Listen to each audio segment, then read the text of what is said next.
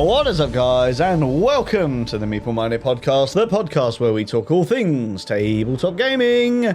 My name is Jace. My name is James. And I'm Ant, a.k.a. the Third Voice. The Third Voice, indeed. Now, I think James is going to have to earn a new nickname now, because he's just completely oblivious that we started there. But he was getting into his list, so... He was. You're getting ahead of yourself, James. You don't need to read the component list yet.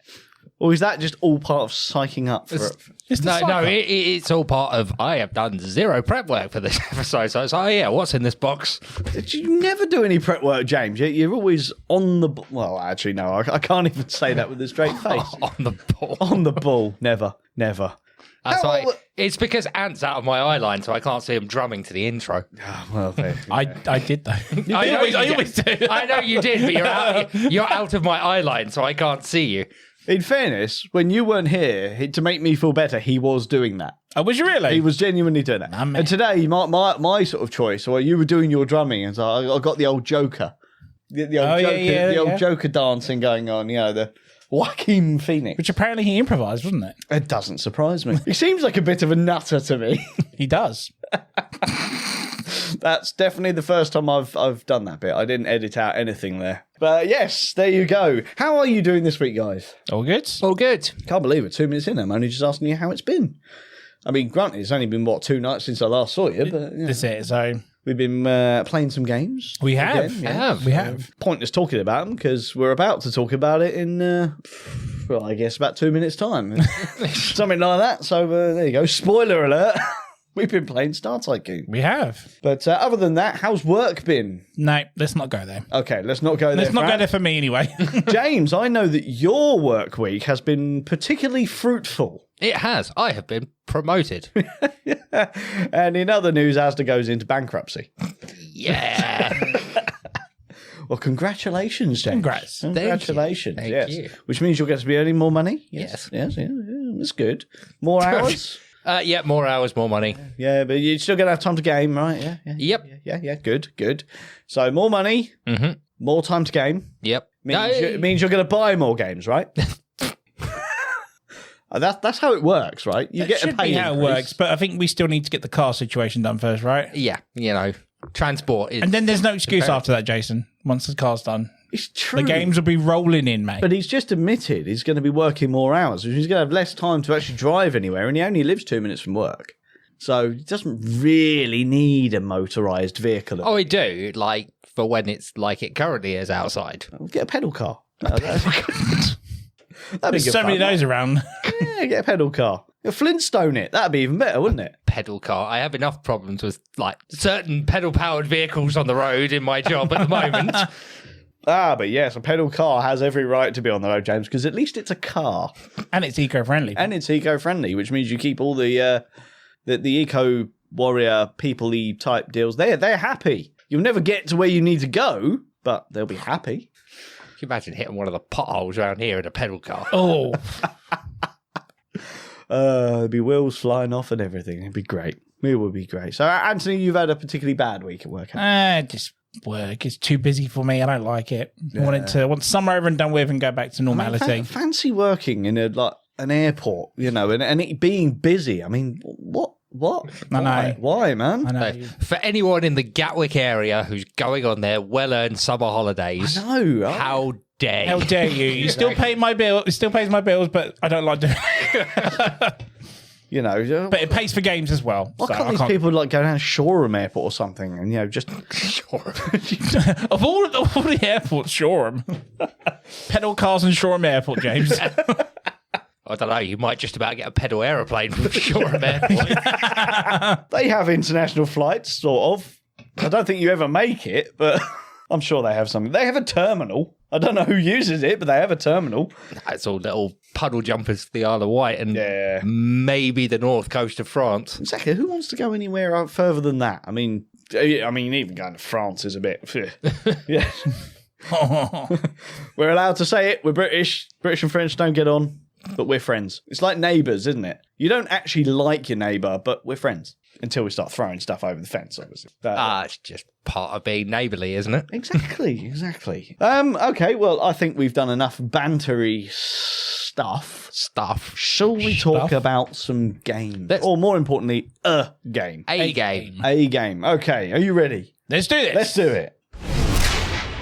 Woohoo, yeah. Okay, guys, so we are talking, as I said earlier, about Star Tycoon. And what is Star Tycoon? Well, Star Tycoon is a variable economic set collection game for 1 to 4 players, age 14 and up, released by Good Games Publishing in 2024, and has a playtime of approximately 25 minutes per player.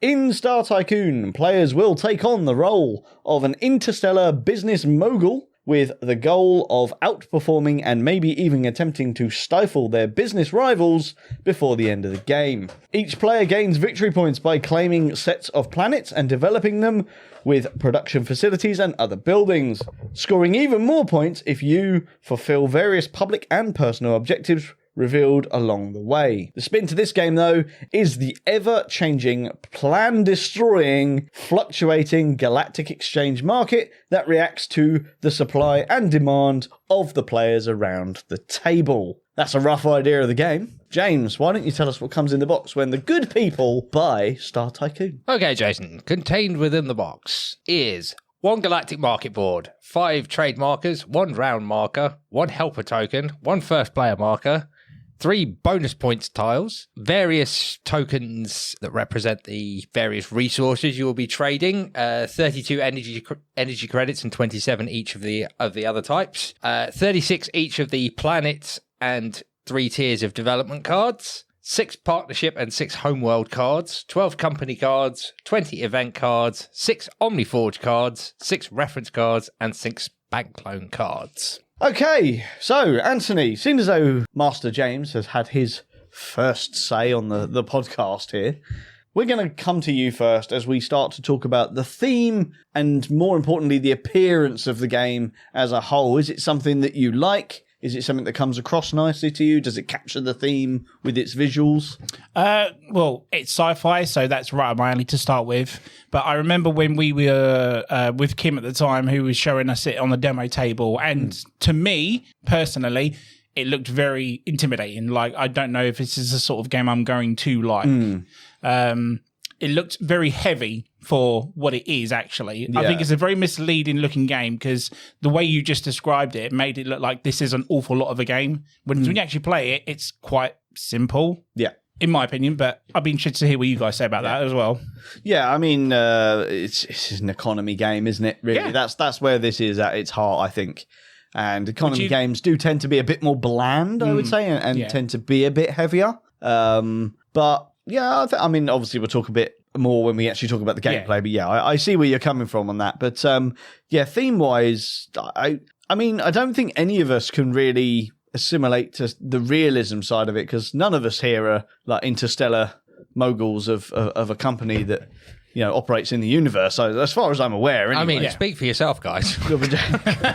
So realism side of it, I don't really think there's anything we can compare it to. But I think really when it comes to the theme, I sort of look at the artwork and you've got that sort of really stunning visuals side of it that we've all come to expect from anything sci-fi, you know, be it movies, games, all of that. Yeah. You expect those lovely sort of beautiful colours that are somewhat exquisite, really, when you look at these things, you know, all these alien planets, they're always absolutely stunning.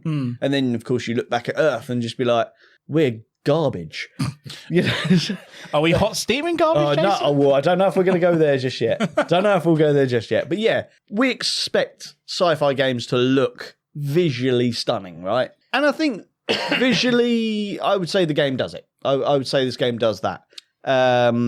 As for its theme, very interesting theme. It's something different, I guess. You are trying to operate a company within space. It kind of reminds me of, obviously, Galactic Cruise, which is due out. You're operating an interstellar cruise ship. So there is maybe a hint of that theme is going to be popular over the next couple of years, maybe. So I'm interested to see where it goes. But yeah, so theme and appearance for me, I'm quite happy with it. What about you, James? I think it does both really well. I think the artwork communicates the theme properly, and I think it does a good job of communicating realism. I know you said, obviously, there are no intergalactic corporations out there, but if you've substituted the planets for land, first you have to acquire land or planets, then you have to build stuff on that planet in order to produce resources. So it does communicate that theme of you're taking a galactic startup company and trying to become a mega corporation, basically. And I think the game does that really well. No, that's good. That's a fair way of looking at it. One thing I do want to say very quickly on the theme and appearances of it is I quite like the fact that even with that really nice artwork that we've got, they've kept with the light-heartedness of it. You know, like the companies that you choose from, for example, they're all very...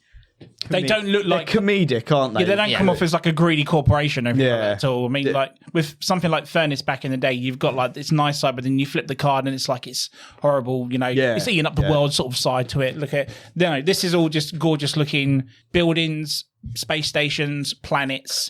Nothing too sci-fi. There's no battles. There's no aliens. There's no people getting shot or anything. It's like literally just based on the landscape side of it, isn't it? They've kind of They're kept with the light-heartedness of the space genre. Yeah, it's all the... It's a trading game at heart, isn't it? It's not having you deal with the negative effects of heavy industry or anything like that. It is literally just develop your planet, trade your resources. Yeah, I mean, as players, we could essentially make it that way, but I know what you mean.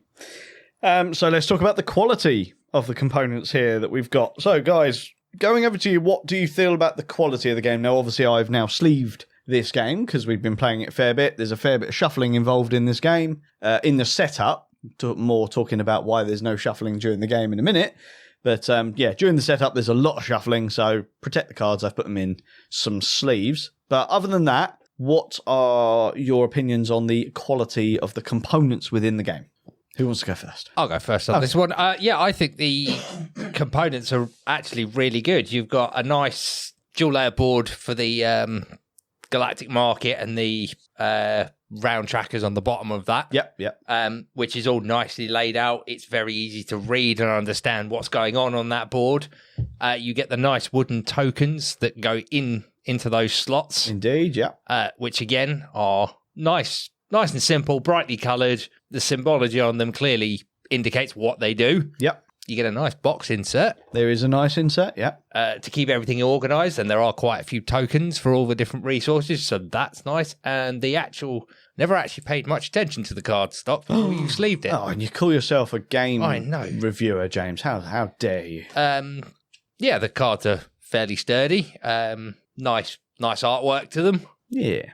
Both on the front, all the fronts that depicting the major artwork. Again, the symbology in this game I find very easy to read.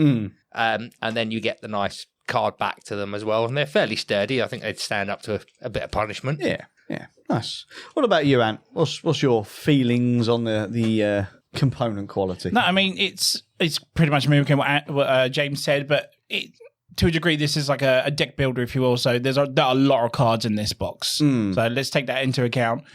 Great job sleeving them, because I think sleeving with games like this, you need to do that, because if you dent them or slightly crease them in a certain way, then you know a specific card's going to be coming up soon. Yeah. So definitely a good job of that. But yeah, the tokens themselves are just the standard cardboard ones. I believe you can upgrade them if you'd like to via Warp Core's websites to acrylics if you want.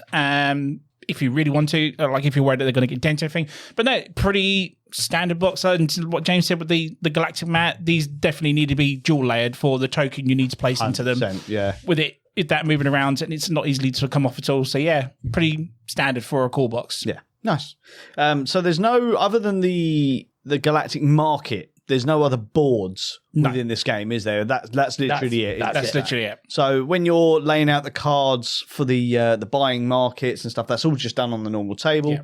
As you said, I think if you go to the original, like you said, the Warp Core company, you can buy a nice neoprene mat for it as well, and it does look nice. I will give them that. And yes, they have acrylic tokens that you can upgrade to as well. They also look very, very nice. But yeah, talking about the base game here, Component-wise, that board is good. Definitely happy that it is dual layer. They could have gone single layer, but then you run the risk of the indicators saying how much the resources are currently worth moving too easily. So I'm really happy they went with that. Card stock, yeah, pretty standard card stock. Artwork's lovely, as we've said.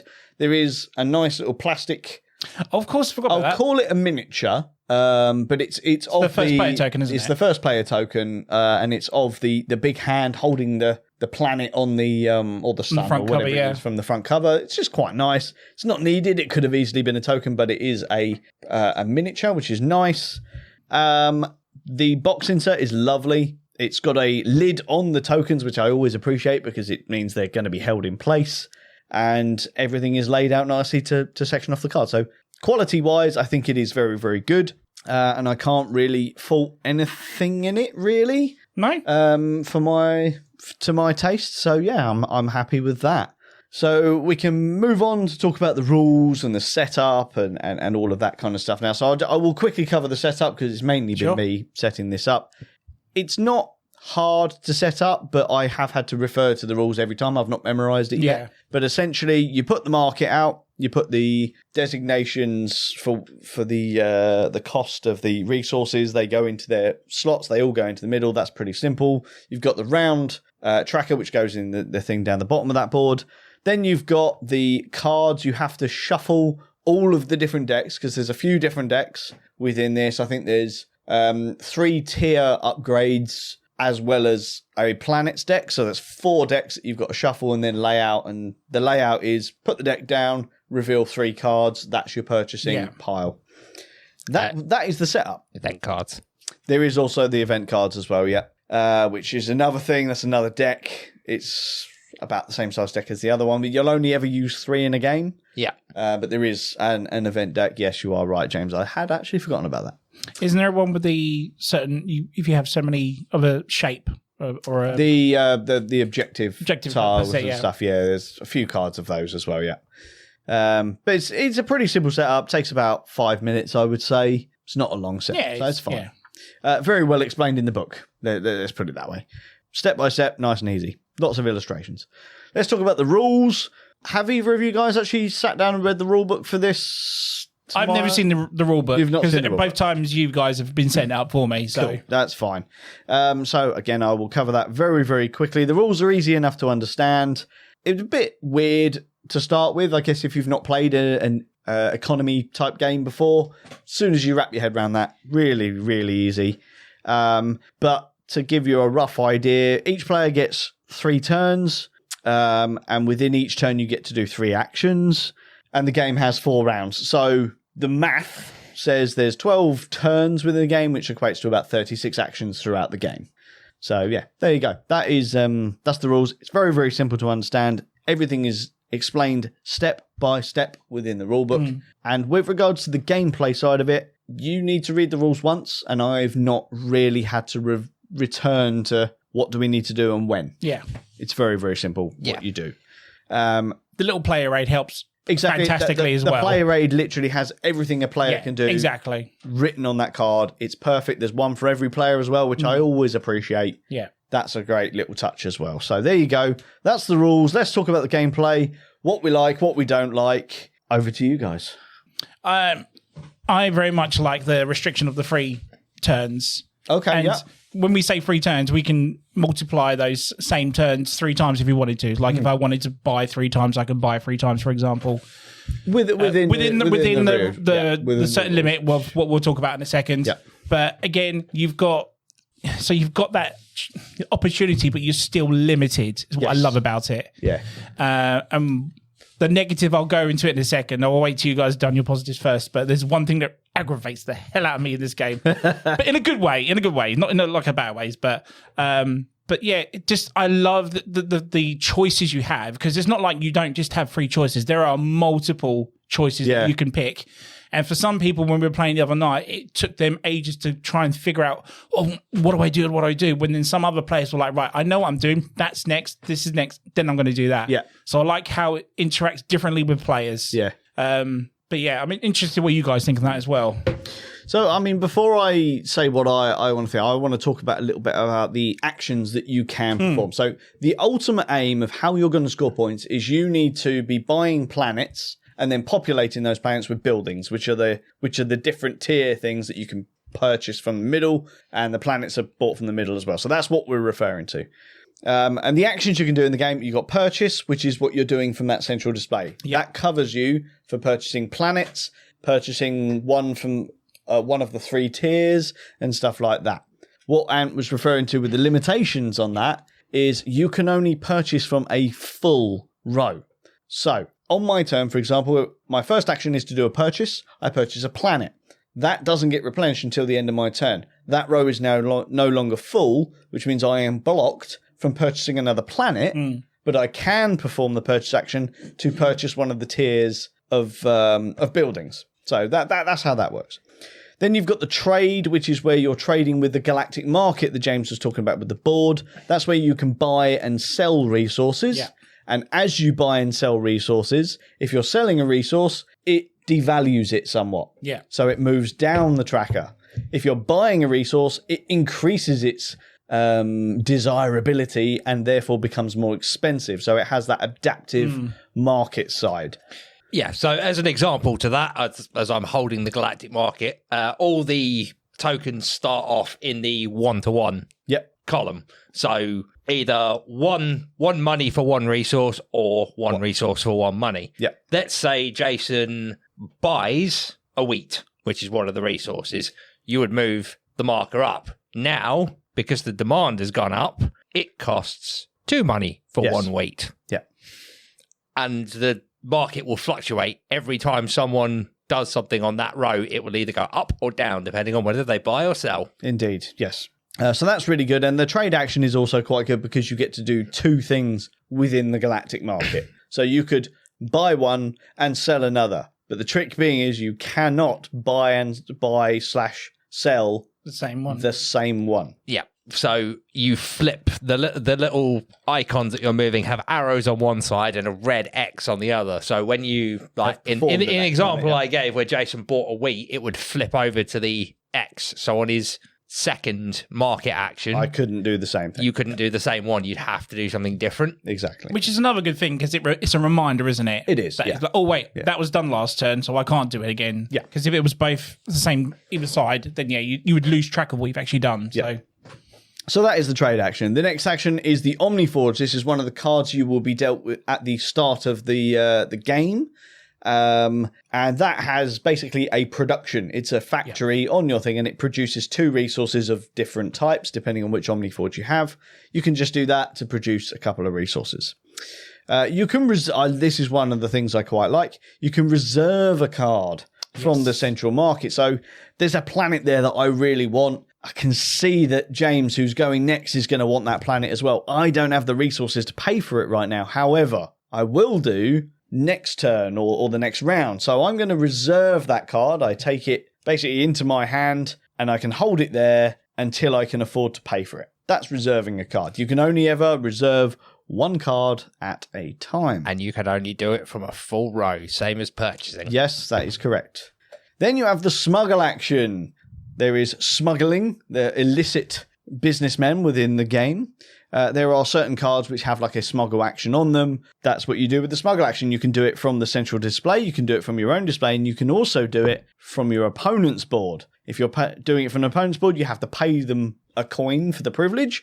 But you can indeed do that. And again, you get to do that twice. Yeah, and they have a combination of each smuggler's card as depicted on its card can do different things. So some will be a straight 1-to-1 buy action, which is really good. Again, in the example we used for the galactic market, Jason needs 2 wheat, but he's already bought 1 and is locked out of the galactic market, but he has a smuggler who can do a 1 coin to 1 resource, so he can smuggle the second one to get it. So it might give you access to the market.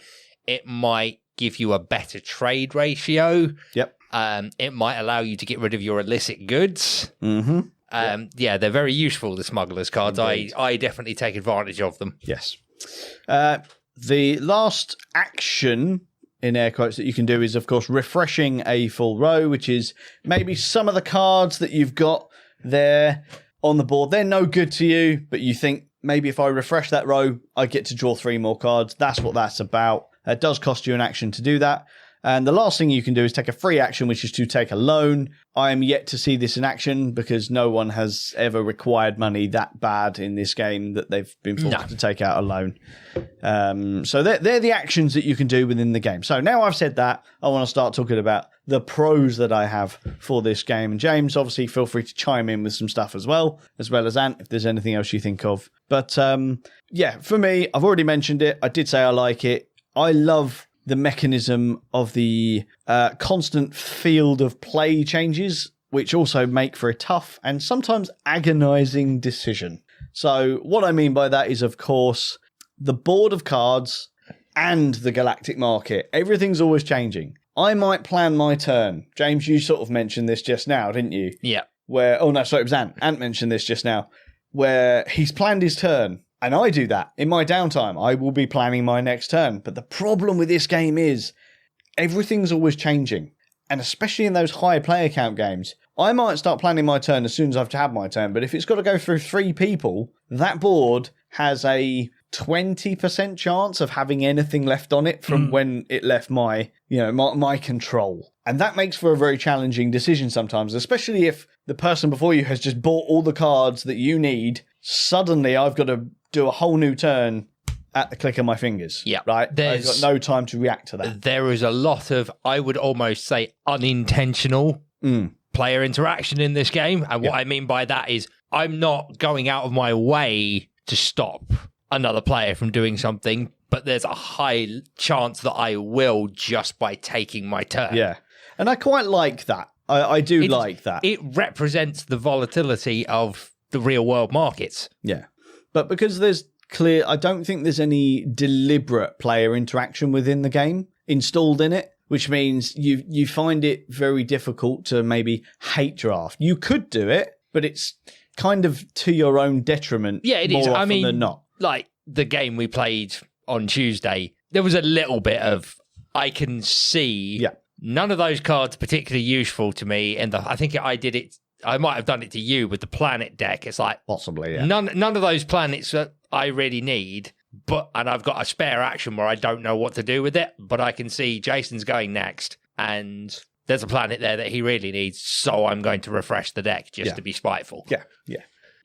So yeah, that is that's one of the things I really like about it. Yeah, for me, the biggest one is one of the things I really like about this game, and probably the biggest cause of unintentional player interaction is that dynamic market. Yes. Because your entire turn could be hinged upon you, say, needing a specific resource and having just the amount of money to pay for it, and then I go and raise the price. Yes. Yeah. Yeah, see, lowering the price, it doesn't hinder you too much because you're actually going to be better off if someone does that. You're going to be benefiting it, yeah, because if you flood the market with resources, I gave an example earlier, but then it becomes 1 coin to 2 resources or 1 coin to 3 if you really flood it. Yeah. I think it goes as to 1 to 4 is the most you'll ever get. Yeah. But yeah, you drop the demand by dumping resources in, or 3 people in a row dump the same resources into the market, and whoever's going to go after that is going to get a really good deal. Yeah, and again, I like that, the market side of it, because then it may change your turn, because if someone has flooded the market and those resources become dirt cheap, do you know what, that might be worth sacrificing an action to get lots of those resources. And there is quite a high chance that happens at the end of rounds, because one of the other things is at the end, after it's cycled round the 3 actions 3 times, you have to dump your resources. Yeah. Because you can only hold on to a maximum of 7. Yes. And that dumping of resources affects the market. Yeah, that it does. What about you, Anna? You a fan of the evolving market? And yeah, I mean, I definitely do. I mean, to a degree, it can be well balanced, like James said at one point. Like when we played the game with Steve the other night, he was selling so much wheat and gas and whatnot that it got to a point where I changed my turn. I was like, okay, I'll pay a coin to get 4 of whatever. Because I think that was the resource that I couldn't even find or could produce myself. Yeah. So that was a massive opportunity for me, and changed my play style a few times on that game as well. So and the good thing with the resources, because obviously we're talking about buying cards and planets and stuff like that. Cards in the center, the planets, the tiers, they're not bought with money, or some of them are bought with money, but more often than not, they're bought with resources. Yeah. So that's an interesting mechanism in itself, in the fact of those resources are actually what you use to buy more buildings. Yeah. To generate more, because that's the thing. All of those buildings generate stuff at the start of the next round, don't they? And so you kind of, on the first turn, I guess one of the first things I would suggest to most people is buy as many buildings as possible in these first 3, because when we start the next round after the event, you get to produce everything. And that's your currency for that round, right? Yeah. And so you get that currency lasts you for the 3 turns. Then after the next event, you get to produce again. So the more buildings you have, the more resources you're going to be generating. Which is kind of good. Hence the discarding down to 7. Yes. Because you just have way too much if you weren't discarding after a round as well. It's just 100%. Yeah. I like it as well because it fits into that immersion of, well, you are running a company. You want to... You need resources to build your company up, but the idea is that you are trying to get people to buy your stuff. Yeah. And that's what that feel that's what that dumping of resources or discarding down to 7 is. It's like, okay, this is extra stuff. I need to sell this. Yes. Yeah, 100%. I've got a couple more things that I've written down here, and I'm going to do them in a very specific order because my second one leads me into cons. So has anyone got anything else in the positive side of things that you really, really want to mention? Yeah, I was just going to throw, I don't know if you've got it in your notes, but I was going to throw in that I like how every corporation has a different ability as well. So they're not literally just a corporation. Like, it's not like, oh, I've got this one that produces wheat one. No, this one can do a certain thing once per turn or once per round or something. So and you get a choice of 2 at the beginning. 3. You get a choice of 3. Yeah. So it's not like you got, I'm stuck with this for the game. You actually get to choose which one and its ability. I mean, James's one was incredible. It's just crazy. I was going to say that one for both the pros and cons section. So but we'll come back to it. But no, you brought it up, so we'll talk about it. I feel that particular one is quite overpowered. Okay, well, if we're going to do that, it is actually one of my cons. Yeah. Okay. So we'll go into the I'm happy to cover it now, and I'll go back to the other couple of things I want to do. The corporation powers, I really enjoy them. I like the fact that they all have them. I will, however, say it comes under a con for me, mainly because they are in no way, in my opinion, balanced. No. At all. You gave the example. I've actually written that exact example down. James, your one on Tuesday, and we've had it almost in every game because you're dishing out 3 people to every player. In a 4-player game, which is pretty much all we've played, 3 or 4-player game, there's a high chance ones like that are going to come out. And frankly, if you choose anything other than that one, you're a bit stupid. And the reason I say that is I don't think they're balanced because James's one basically allows you to purchase and cards and reserve cards regardless of whether they're full or not. Yeah. Now, that is incredibly powerful. It's incredibly powerful because that, again, goes back to that last positive thing I was going to talk about was I really like that mechanism where you can only buy one because it stops people from completely blitzing the board and screwing everyone over because it makes you make a tough decision. It's like, I could screw this person over. However, it's at my own detriment because this one's better for me. So you're more likely to take the one that's better for you. That ability is horrendously broken because it means you can basically buy 3 planets if you really wanted to. Yep. And the reason I say they're not balanced is because I looked for a couple of them earlier and I don't see that being anywhere near as good as one of the other ones, for example, which is I'm able to reserve 2 cards rather than 1 in my supply. So I can reserve 2 cards. There's no punishment for holding on to the reserve either, is there? No. So if there was, there probably would have been a balance to that. It's like that one's useful, don't get me wrong, being able to reserve 2 cards instead of 1, but it's not anywhere near as powerful as being able to purchase and reserve from incomplete rows. No. And then there's other ones like the one I had. I can use everyone else's Omniforge rather than just my own. See, I kind of like that. I think That's it's pretty very good. again, it's a very is. good one, but it's very powerful. So I put mine on the pro side because for me, my ability was I could move stuff over once per turn. Yeah. Which helped me out for what I was doing because I was buying satellites. I could move them over to different planets and store them. So for me, Which that's why actually, that is a very good one. Yeah. Because there are certain benefits to being under certain planets to gain more points. Yeah. That's a good one. My one was a good one. James's one was just incredibly powerful. It was OP. Yeah. You know, there's different levels of all these things, and it just makes you think, if I'm given the choice of 3 of these, say 3 of the ones we've mentioned, the one that allows me to reserve, the one that lets me use the Omniforge, and James's one, I'm going to choose James's one all the time. Yeah. I'm not And- even going to look at those other ones. And don't forget, we sort of had a situation with our last game where his ability came very handy. Yeah, and this is what the primary reason why I think that ability is overpowered is what Ant is referring to is those draw decks for both planets and buildings don't refresh when they run out. No. Moving on to another one of my cons.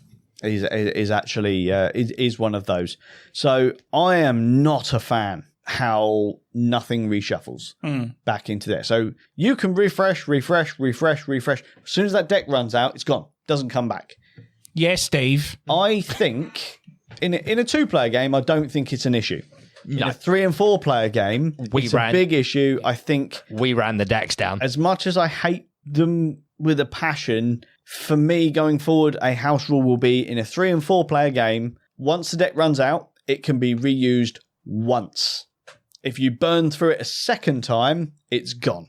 2-player games, that's not needed. That would make more sense than the high player count. Yeah, it would, because on the last, on round 3 of round 3 in that game, at least I think it was the planets, it might even have been planets tier 1 and tier 2 had all run out. Yeah. And whoever went third, because I know I was last on that one, but whoever went third was effectively couldn't buy anything because they were because the lines were incomplete and there was no card to replace them. Yeah. The only person who could buy generally that could do it was yourself. Me. Yeah. So we were all very, very hindered in that last round. And a lot of this was caused by going back to my positives for my last one, which is the one that strays into a con as well, which is the events deck. Okay, I like the events deck because that is where the replay value comes in this game. The cards that you're buying from, they're always the same. The gameplay, it's always going to be the same. But you don't know what 3 events you're going to be dealing with. Yeah. And as I said, the deck is quite big. It's just referring back I'm to my pretty thing. sure it says. It's a 20 deck. Yeah, so 20 cards, and we're only ever going to use 3 of them in a game. So there's a fair bit of replay value there. And the reason I say that it's both a pro and a con is because I really like the replay value of it. But the con side of it is some of them are, again, pretty meh. Some of them are pretty good. And then some of them are pretty bad, especially if they hit at the wrong time. And as much as I hate to say it, that is the issue that we had the other day. The very last one, the start of the last round, it said, I think it was, for this round, there are 4 cards in the purchase area. Yep, and that's why we burned the deck. And it completely depleted the deck. And we didn't even, it completely depleted the deck, and that was it. We couldn't do anything. But in all honesty, because it was only the second time I played it, I forgot the deck never refreshed. We did. All of us did, because just to counter something Jason said earlier in the episode, we actually referenced the rulebook in there because they've got to refresh. I remembered that they don't refresh, but it made me question. Yeah, because I think you had to look back at the book, didn't you, just to make sure if we did. And it's not super clear in there. It's not like a glaring thing of it took you a while to find it. It took me a while to find it, but it is in there. And I was right in saying that, it doesn't refresh. Yeah, because my attitude was Steve was refreshing it on cards he knew I wanted. So I thought, don't worry, it'll come back later. And it was like, oh my God, now it's not. What do I do now? Yeah. Yep. So, that's a pro and a con for me, is that events deck. I have a pro. Okay. I really liked the way you generate points in this, and we haven't actually talked about the way you generate points. There are effectively lots of ways to gain points. Yeah. But it primarily is set collecting, isn't it? It's effectively set collecting, but you'll start the game with your corporation, which we've already spoken about. You have a home world, which will have... That's your Omniforge thing, yeah. And it will have an objective on it, which is usually be dominant in a certain resource. Yeah. And then, and you on your corporation, you will also have an objective. So you have two from your starting cards, which is usually control a system, isn't it? Something like that. Yeah, control a system or something like that, or a certain type of, or have 3 of the same type of planet. Yeah, and it gives you like 4 points or something. Yeah, like and then you'll have your be dominant in a certain resource. Yeah. But then every planet you purchase afterwards has its own individual, has its own perfect combination, if you like. You can put whatever you want on that planet, but if you put a certain combination of things on it, it will score more points. So every planet has like a build limit, so it can only ever hold X amount of buildings when it's displayed on the card. I think it's the max two or three. Two or three. I don't think I've ever seen any ones come through. I think I've seen one, but I could be wrong. Yeah. But yeah, usually it'd be like, oh, this planet can hold 3 buildings. Yeah. And if you want to score the points that's on this planet, this planet wants to have a blue production, a purple production, and a yellow production. Yeah. Or a combination of other, resources. Or symbols. Or symbols. Because, the factories have different symbols. They're all meaningless. They don't mean anything other than they are symbols that match to they're sets. themed. They are... your planet either wants resources or it wants the companies that build those buildings. Yes. Because they're all themed. Yeah. And you also, in the top of the market, you have the affiliation, I think they're called the affiliation cards, which cost 4... Sponsors. Yeah, sponsors. They cost 4 of the purple resource. Yeah. And they'll give you a certain amount of points based on if you have dominance of that symbol across your company. You also have the comm relays. Yep. Which can be that's Ant's favourite. Yeah, which can be placed on any planet in your corporation, and the more of them you have, the more points you get. Yeah. So there's lots of different ways to score points. They got you a fair amount of points on Tuesday, didn't they? They did, but I was sort of looking at it wrong because it's the amount you store, but I thought it was the amount you store per planet. I didn't realise it was within your system, and I could have taken more advantage of that if I knew them. But next time round, I know what to do properly. Yeah. Yeah, no, they're all cool. So it's all set collecting, isn't it? Really, that's what's going to gain you your points. And that combined positive with lots of ways to score points it is also very easy to switch tracks if the market does stuff you over or somebody does buy that building you were kind of hinging your plan on. It is quite easy to pivot and go, okay, I'll try and do this then. There's always something to do. Yeah. Okay, so I am unfortunately onto my cons section. Yeah. So I'm going to run through a couple and then I'll hand it back over to you guys, see if there's anything else you guys want to do. So for me, the first big one that I put right at the top is I personally feel, especially at the higher player count, this game is just a tad bit too long. I think the 25 minutes per player is accurate, which of course means when you've got 4 players, you're at just shy of 2 hours. There's other games I would prefer to play at that sort of length. So yeah, it's not that I dislike the game. It is just, for me, it's a little bit on the long side. It is. It can maybe vary. Sorry, James, come on. I agree with that. I just don't think I think the nature of the game is unfortunately encourages that. Like I said, with the where we've mentioned the player term, the unintentional player interaction, it is quite difficult to plan your turn and not have someone mess it up, which means you have to essentially keep rethinking your turn, leads to analysis paralysis, which would be my con for this game, which is very, very susceptible to that if you are one of those players who had a plan and it's gone up in smoke. It's like, Yeah.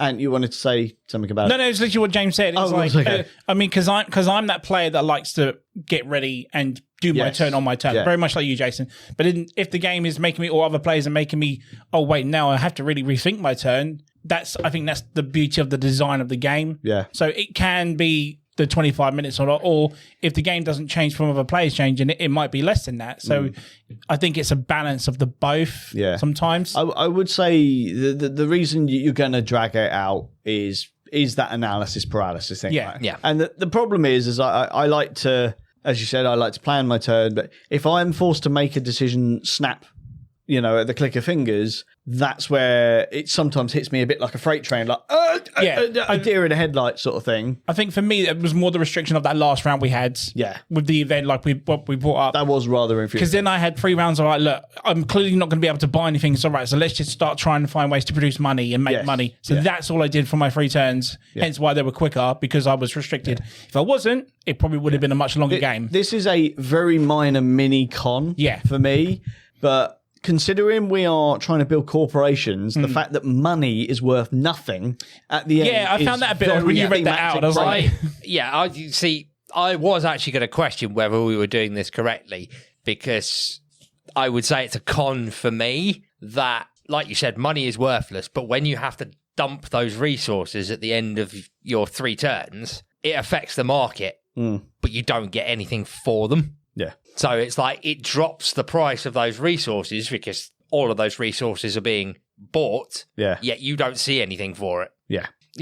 You can headcanon that as well. You've got overheads, you've got staff, these buildings probably don't run themselves and all that kind of stuff, and that's where all that is going. But it just seems odd for an economy game. It's like, I don't seem to be making any money, even though I have to ditch all this stuff. Did you mention the energy credit side of earning points as well? Yes. Yeah. So that's a last minute resort as well, because I think the most you can have is 7 credits, and hence James separate resources. But so that won't always, that's not all the same. Yeah, there's different ones there. They're always different. That just happens to be the one we played. That we had, If you've got 7 energy credits at the end of the game, it's worth 7 points. Yeah, it was a public objective, isn't it? Yeah, it could be 7 resources. It could be 7 systems. It's always 7. Yeah. Which is your limit, isn't it? Apart from developments, you have to, you could have 17 developments across your company. But so if you don't have that particular public objective, money is worthless. Yeah.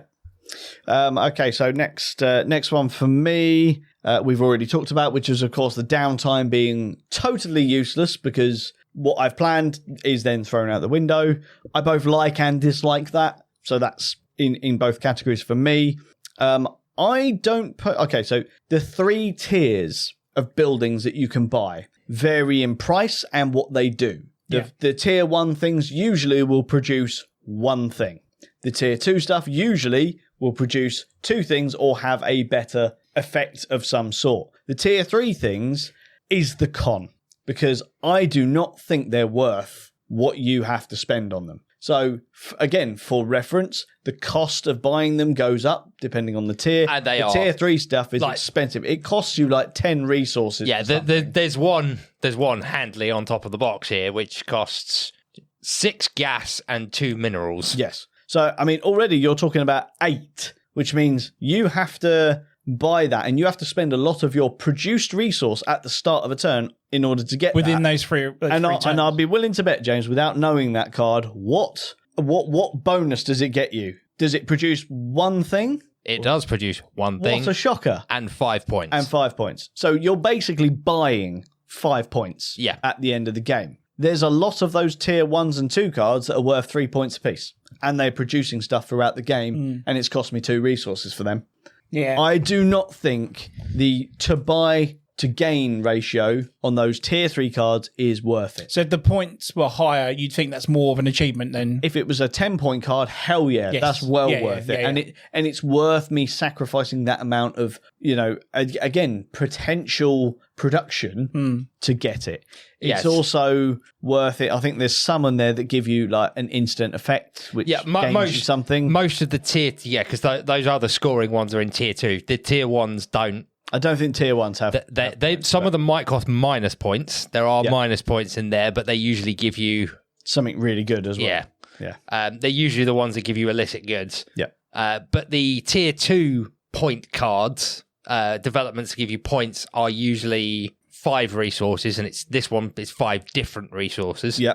But like you said, it has an instant effect. So it'll give you 3 points, and this particular one, every frosty planet will give you a mineral. Yeah. So if you've got a lot of frosty planets, that could be a lot of minerals it gives you. Yeah. And it gives you 3 points at the end of the game. So there's a good ratio of to buy to gain with that one. I just don't find that with those tier 3s. Those tier 3 cards should produce stupid resources. They should cost a lot, but they should... Because the likelihood is you're not likely to be able to afford them till the last round. So they either need to provide very good pointage, very good instant benefit, or some kind of, I don't know, basically make it like another Omniforge action or something like that produces something good. Yeah, because I would only buy them if we were right at the end of the game and I had resources to burn. Yeah, so I can think of it like there's a tier 1 gas refinery which will get you one gas. The tier 2 gas refinery will get you 2 gas. The tier 3 equivalent is a nebula refinery. It's supposed to hover up an entire nebula, and it gives you 1 gas. Yeah. And 5 points. Yeah. It's supposed to be, for anyone who's played these sort of 4X sci-fi games, it's supposed to be a mega structure. Yeah, exactly. Yeah. So yeah, that's a con for me. I don't know if you guys feel that way. I don't think. I'm glad you brought that up. I don't think the tier 3 cards are worth it unless you really want those 5 points. Yeah, I only did it with the satellites because I think if you had the 4, it goes up to 9. Yeah. But you need a lot of resources for that. Literally, that last game we played, I bought 1 tier 3 card, and that's because I had the resources for it. Yeah, 5 points was nice, but I happened to have a 1 slot planet that needed that resource. Yeah. And it was just like, well, I might as well buy the 5-pointed card as I can afford it. Yeah. I mentioned about the deck running out. I'm really not a fan of that in those higher player count games. And then my final negative for the game was, of course, the corporation powers and how I don't think they are balanced in any way.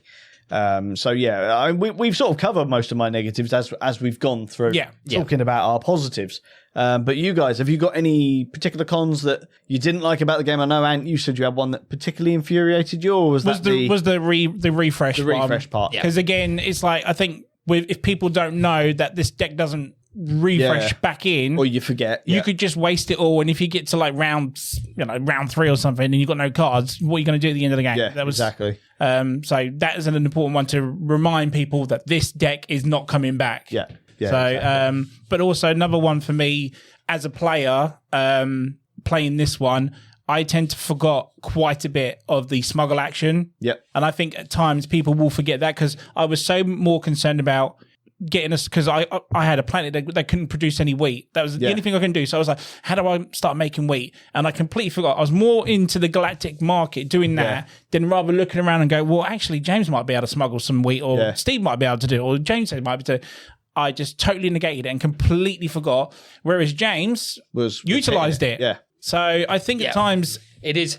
I remember that. Obviously, I've got smuggle cards. I remember that I can use your guys' smuggle cards, but I have to pay you a resource. The one I always forget is that you can use do it from the market. Yes, exactly. Yeah. So, I also feel that that's a little bit, I don't know if I call it a con rather than just a thought, but I feel that's a little bit too powerful without a cost. This is kind of like going back to Distilled. Like, do you remember how they had the neoprene mat for the setup for the market? Is the market? Yeah, I know. Yeah. I was thinking maybe they've done a board for the Galactic market. Maybe do something for the setup as well, like another board, like a fold out or something. Yeah. If not, but now if you really want to make it look nice, then you have to buy a neoprene mat again. And I think, and I hope a lot of companies aren't going to do this because they could have just done a simple. I'll give them their credit. Their neoprene mat is of a reasonable price. Because it's like $15 or something like that. It's pretty good. Obviously, by the time we get it in the UK, it's going to be horrifically expensive. Of course, yeah. But I do agree. It is something I would have liked to have seen. I'll sort of cover it a bit more when we talk about value for money and stuff in a minute. But I kind of feel a little bit cheated that I didn't have a board. Yeah, just something cards. To put them on, rather than just on a table. It's not too bad for us because it's on a black table. It looks a bit spacey, but if I'm playing on a wooden table, it's just It's not going to be eye catching or anything, is it? Really, exactly. No. So if you guys have got nothing else that you want to bring up, pros and cons, I just want to jump straight into the questions for the end here, which is, of course, gameplay-wise, did you find it captured the theme? We've obviously talked about visually it captured the theme, but did the gameplay itself capture that theme for you? I think it did.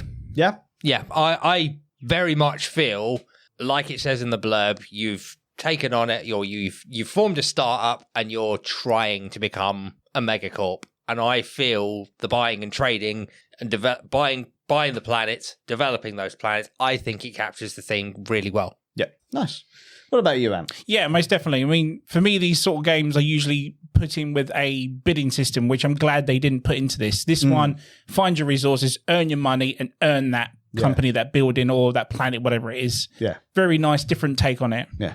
I definitely feel like there was definitely a business aspect of it, going from rags to riches. Yeah. Because you start with nothing. You know, you're on one planet, your home world, air quotes, with your Omniforge, which is, let's be honest, I don't know, you're producing something in your bedroom, all right? And then as you start to grow, well, I've now moved to another planet, or I've moved to the next town, and I've got distribution there, and now that's producing there, and you can see your company growing throughout the game. So you see that progression. You know, you have the trials and tribulations of being in business, where you've got some highs, you've got some lows. It's like, oh, I really need that, but I can't afford it.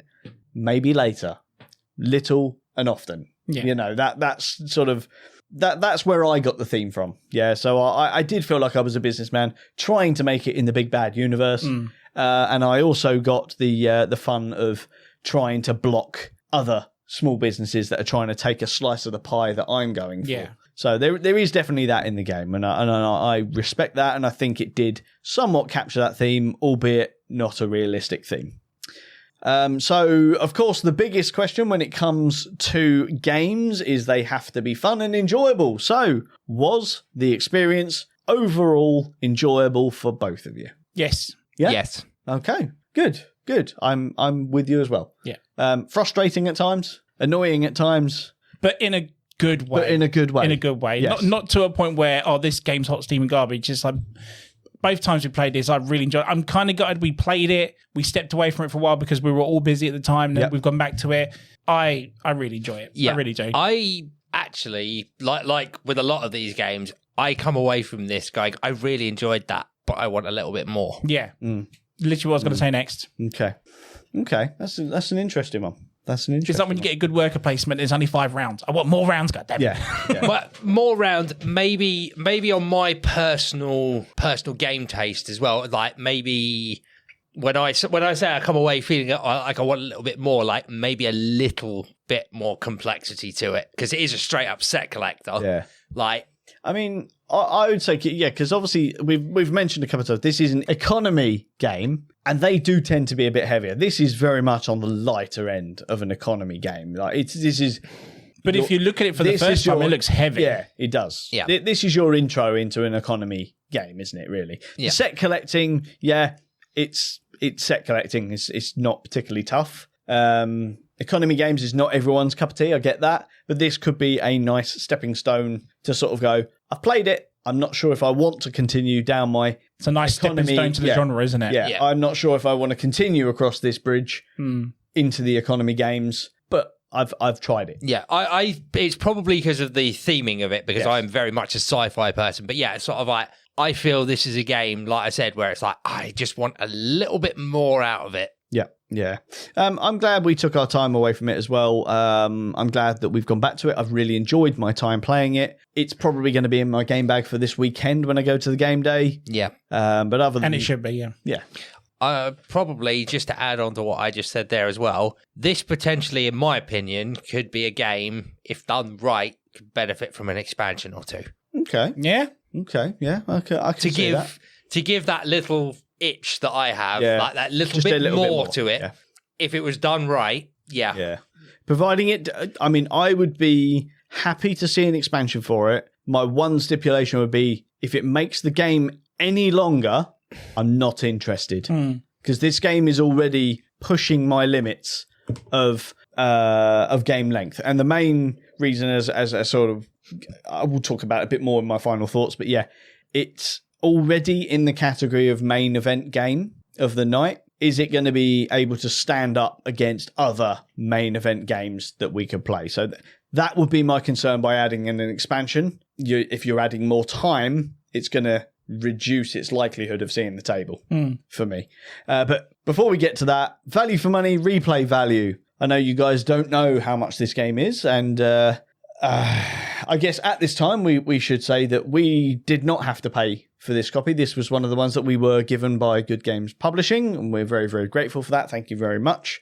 So this is a review copy. They have not had any say in what we've said. Nope. I think we made that fair. We made that clear in their interview with them. Exactly. We've brought up some pros, we've brought up some cons, and we're not finished yet. So let's talk about the value for money and replay value. So at the time we're recording, this game is not out in the UK for retail release. However, it is due out on the 16th of August, which when this episode goes out is within a week of that date. It has an RRP of £45 and the pre-order price is £37. So I normally go to James first on this one. Ant, how do you feel about that price? I think that's a bit steep, to be honest. I mean, I'd say £30, if that, because it's just a deck of cards and tokens. It's not like you're going to get a board or anything, or a playmat, or, realistic, articulate, what's the word? Acrylic pieces or anything like that at all. It literally is just cards and cardboard pieces. That's very steep. I would happily pay a good £30, $29.99 for it or something. Yeah, that's fair. James? Yeah, I think I'm with Ant on that. It's like the pre-order price is probably stretching it, but still worth it. I'm not sure about the RRP price. Yeah, I mean, I'm 100% in the camp with you guys. £45 is, for me, totally unacceptable.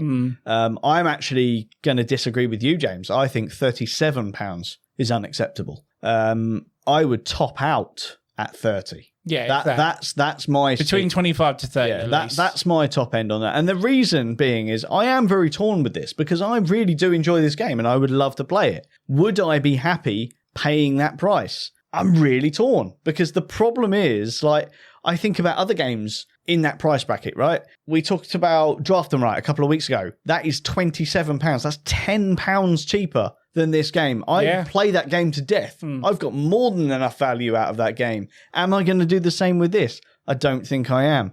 Other games in that price bracket. In fact, I'll talk about a few games, right? I'm going to say Harmonies, Earth, White Castle. They are all below that £45 RRP. All but one of those is below the £37. So when I put them up against those games, and I'm thinking about what I said earlier about main event game of the evening, is this one going to tick that box? And it's very, very difficult because I do enjoy it. I really do. But not for that price. But not for that price. No. Nowhere even close to it. I think about White Castle. It's the same size box. In fact, it's slightly bigger box than White Castle, yet White Castle is crammed full of stuff. Yeah. Yes, this has got a very nice insert in it, but it's some tokens and some cards. It's literally it is. The deck of cards is smaller than the deck of cards in Earth. The amount of tokens is less than what's in White Castle. Yeah, I mean, for that price, it sounds like you're going to be getting miniatures or little spaceships or something, or other wooden meeple pieces or something for that. But no, that's very steep. And like I said earlier, so I would have liked to have seen another board. Yeah, if you're throwing that much money in, it's like, right. For 30, for that kind of money, if they'd had that other board, I might have justified it just a little bit more. But for me, it doesn't even come close to being acceptable. I'm sorry. Like I said, I have to be honest about these things. And for me, I can't recommend a purchase at that price. No, definitely not. Which, of course, leads us on to recommendations and final thoughts. I'll go last, but I don't think I need to. I think I've already said everything I need to say there. And who do you recommend this game for? What are your final thoughts on it? Go for it. So I think it could be people like you said, people that want to try the economy side of it, people that possibly like deck building side to it as well, sci-fi element to it as well. I really enjoy this. I would love to have my own copy of this as well, but I don't want to pay that amount of money for it as well. I know people that would really enjoy this as well. So I think for me, it's good but the balance of that price, I just can't justify. Just within the pros and cons that we have brought into. Yep. It's very mid, but there's this little bit aside where after I play the game, like James says, there's something I want to play either more again, or next time I play it, I've got a different plan for it next time. Yeah. So it keeps me to come back to it. Okay. James, final thoughts, recommendations. Who's this game for? What are your final thoughts on it? Yeah, I think you guys, between you, have summed it up perfectly. I think it would be, gameplay-wise, a really good game, like you said, for someone who's taking that first step into economy-based games, because it's may look fairly intimidating, but once you sit down in front of it and realize how it works, it's actually fairly simple. It's very simple. I thought that the pre-order price was reasonably acceptable until you rattled off that list of other games that are in there, and it's like, okay, I didn't or had forgotten that those kind of games are in that price bracket.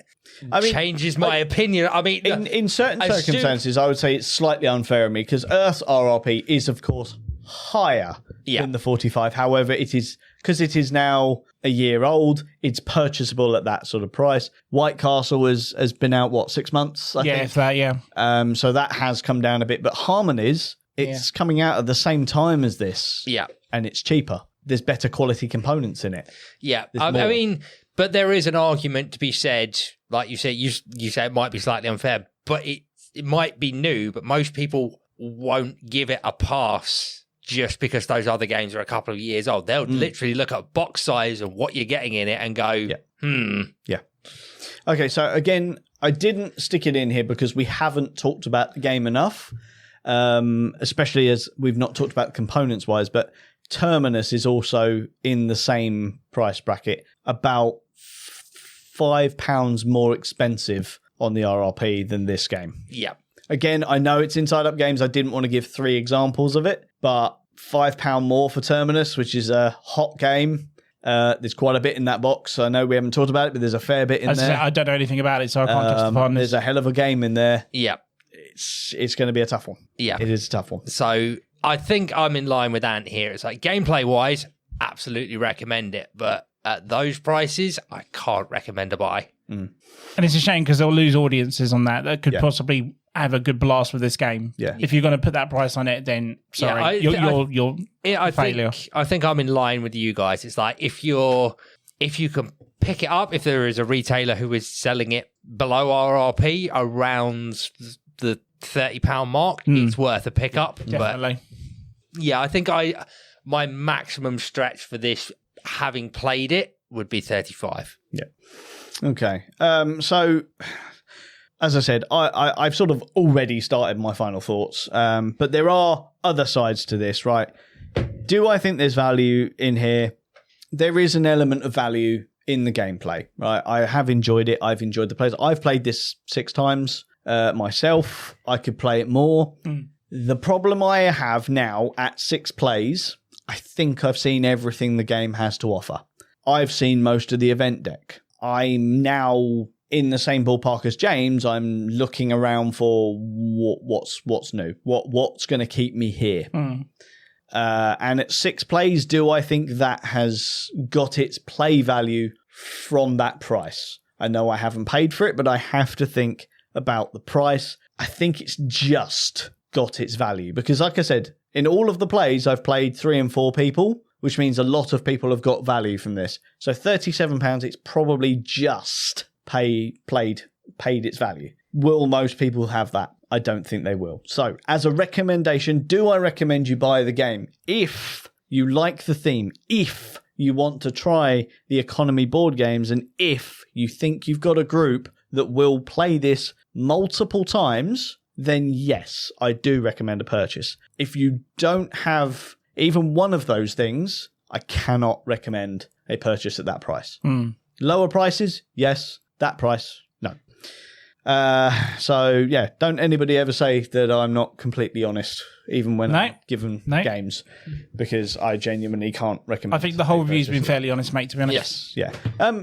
It's not a bad game. No, not at all. It's not a bad game. We're ending a little bit negative there. And I actually got asked recently by someone who listens locally, why do I only reveal the price to you guys at the end? And the honest answer is the reaction I get from both of you. Yeah. Oh yeah, and what you say throughout the episode. If you reveal the price at the beginning, it will overshadow whether because we always said, mine, like we said, but I'm going to reiterate it. I think both mine and Ant's opinion on this was gameplay good, price not so good. Yeah. If you tell us the price at the beginning, that's going to overshadow everything. Yes. Yeah. Then a lot of people go £50. Next episode. Which is also unfair. That too. Which is also unfair because if you're going to a gaming day and someone pops this on the table and we've done a review with that nothing but that price in our head, it might put you off playing it, even though somebody else has provided exactly, yeah. And it's that whole thing. It's that perception thing, right? If I know I know the price throughout the entire episode, but I never ever tell you guys up front. Sometimes you guys know the price because you've obviously paid it, and you buy games, you see it. Sure. Sometimes they're your games, so you know the price. Yeah. But the whole point of me not telling you those prices is that I get your genuine reactions to the gameplay, the quality of the components. If you know the price, you are setting an expectation for those things. So to get that genuine reaction to the components and the gameplay, it kind of you kind of not need to not know what the cost is, right? So that's why I do it. That's the question answered for that person, and I hope people respect that. Yep. As I said, full disclosure, we did get this game totally free of charge as a review copy, as well as some other games. It wasn't just this one. There was a few others. But this is the one that stood out for us. Yeah, this was the one that we really wanted to do. This, I didn't say it earlier in the episode, this was the one that kept catching my eye when we were at the stand and talking to the reps. To Kim, yeah. This is the one. I think we were actually being shown Trick Draw at the time. We were, yeah. It was, yes. And it was just... It was behind us. It was, and I just kept turning because, what's that? Yeah. What is that? So it does have a table presence to it. It does. It does indeed. Great game, bad price. Yep, 100%. That's where we're going to leave this. But on the scale of things, guys, do you give it a thumbs up or thumbs down as a game? Don't think about the price, but is this thumbs up, thumbs down? As a game, thumbs up. Cool. Game thumb up? Thumbs up, yep. I'm giving Price, it thumbs thumb up. down. Yeah. I can't give it the double thumbs up because of that price. So it's thumbs up. Definitely play this if you can. Close to the double, but just the one. Nah, unfortunately, I can never give something a double if I don't agree on the price. Exactly. So there you go. It is a thumbs up. Get this game to the table if you can. Just don't buy it for whatever you do. Unless you can get it cheap, then please buy it. Indeed, yes. So yeah, have any of you guys played Star Tycoon? Did you get a play of it at the UK Games Expo? I know it's available in America already, as far as I'm aware. So we have a lot of you listeners out there. What sort of price is it based out there? Is it a good price? Do you like it? Let us know in the comment section on YouTube, because this will go up on YouTube. There's obviously, you can let us know on all our social medias, Facebook, Instagram, all of that jazz, the Discord, links to all of those in the podcast description. Are you guys ready to head off for an evening? I am. Excellent stuff. Me too. I've got to go and get another drink. We've been talking an hour and 20 minutes, and I think we did pretty well there, James. I think we did. We did. Not bad for guys that didn't have notes. Exactly. I don't know what you're talking about. I did plenty of prep work. I don't expect anything else of you guys, to be honest. But yeah, there you go. Till next week, I have been Jason. I've been James. I've been Ant. And you have been listening to the Meeple Money podcast. Join us next week for more tabletop gaming goodness. Ta-ta and goodbye.